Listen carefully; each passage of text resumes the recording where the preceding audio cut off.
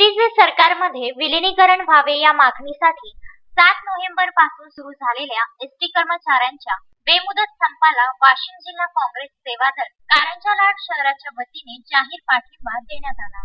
ST आगाराच्या आवारात बेमुदत संपावर बसलेल्या कर्मचाऱ्यांना पाठिंबा देण्यासाठी म्हणून काँग्रेस सेवा दलचे पदाधिकारी व कार्यकर्ते उपस्थित होते।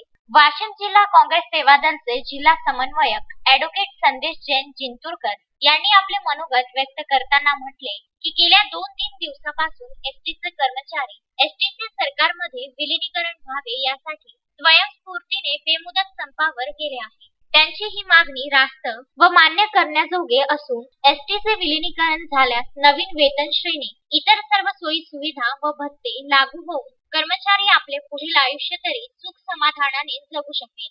एसटी कर्मचाऱ्यांचे वेतन अत्यंत अल्प असून सोयी सुविधा सुद्धा प्राप्त होत नाही। अशा विपरीत परिस्थितीतही कर्मचारी मात्र आपला जीव धोक्यात घालून बसमध्ये बसलेल्या 55 प्रवाशांना सुखरूपपणे ने-आण करण्याचे काम अगदी चोखपणे पार पाडत आहे। अशा कर्मचाऱ्यांच्या मागण्या त्वरित पूर्ण करण्यासाठी महाराष्ट्र प्रदेश काँग्रेस कमिटीचे अध्यक्ष नाना पटोले व वाशिम जिल्हा काँग्रेस कमिटीचे अध्यक्ष अमित सनक यांच्या नेतृत्वातील काँग्रेस पार्टी कटिबद्ध असल्याचे मत संदेश जैन जिंतूरकर यांनी आपल्या मनोगतात व्यक्त करून आजपर्यंत आत्महत्या केलेल्या एसटी कर्मचाऱ्यांना भावपूर्ण श्रद्धांजली काँग्रेस सेवा दलच्या वतीने अर्पण करण्यात आली। यावेळी उदयसिंह ठाकूर यांनी आपले मनोगत व्यक्त केले।